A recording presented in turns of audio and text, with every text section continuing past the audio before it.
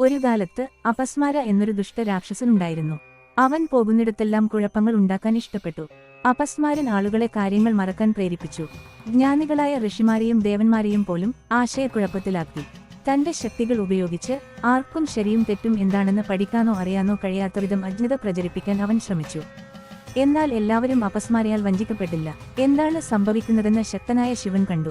അത് നിർത്തണമെന്ന് ശിവനറിയാമായിരുന്നു. ആയുധങ്ങൾ ഉപയോഗിച്ച് പോരാടുന്നതിനു പകരം ഭഗവാൻ ശിവൻ അപസ്മാരയെ നൃത്തത്തിലൂടെ ഒരു പ്രത്യേക പാഠം പഠിപ്പിക്കാൻ തീരുമാനിച്ചു.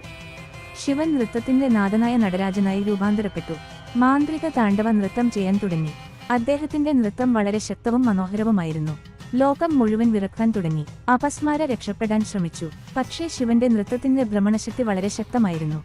സൗമ്യവും എന്നാൽ ഉറച്ചതുമായ ഒരു ചുവടുവെപ്പിലൂടെ ശിവൻ അപസ്മാരയിൽ കാൽവച്ചു. അവനെ നിലത്ത് പിടിച്ചു. അപസ്മാരയ്ക്ക് അനങ്ങാൻ കഴിഞ്ഞില്ല. ശിവൻ അവനെ ഉപദ്രവിക്കുകയോ നശിപ്പിക്കുകയോ ചെയ്തില്ല. മറിച്ച് അജ്ഞതയും ആശയക്കുഴപ്പവും എല്ലായ്പ്പോഴും നിയന്ത്രണത്തിലാക്കണമെന്ന് എല്ലാവരെയും ഓർമ്മിപ്പിക്കാൻ അവനെ കാലിനടിയിൽ നിർത്തി.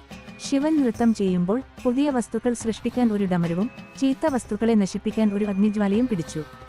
ശിവന്റെ മറ്റ് കൈകൾ ദയ കാണിക്കുകയും സന്തോഷത്തിലേക്കും ജ്ഞാനത്തിലേക്കും വഴിയൊരുക്കുകയും ചെയ്തു. ലോകത്തെ ആനന്ദം, വെളിച്ചം, സത്യം എന്നിവയാൽ നിറക്കുകയും ചെയ്തുകൊണ്ട് ശിവൻ നൃത്തം തുടർന്നു. അതുകൊണ്ടാണ് ശിവനെ നടരാജനായി കാണുന്ന ചിത്രം കാണുമ്പോഴെല്ലാം ശിവൻ എപ്പോഴും അപസ്മാരയിൽ ചവിട്ടുന്നത്. പഠിക്കുകയും ചിന്തിക്കുകയും നന്മ ചെയ്യുകയും ചെയ്യുമ്പോൾ ജ്ഞാനം എപ്പോഴും വിജയിക്കുമെന്ന് കാണിക്കുന്നു. അപസ്മാര എന്ന അസുരനെ മുയലകൻ എന്നും വിളിക്കുന്നു. ഈ ചിത്രം അജ്ഞതയ്ക്കെതിരായ ജ്ഞാനത്തിന്റെയും ബോധത്തിന്റെയും വിജയത്തെ പ്രതിനിധീകരിക്കുന്നു. ആത്മീയ വളർച്ച സംഭവിക്കുന്നതിന് അജ്ഞത എല്ലായ്പ്പോഴും നിയന്ത്രണത്തിൽ സൂക്ഷിക്കണമെന്ന് ഇത് വ്യക്തമാക്കുന്നു.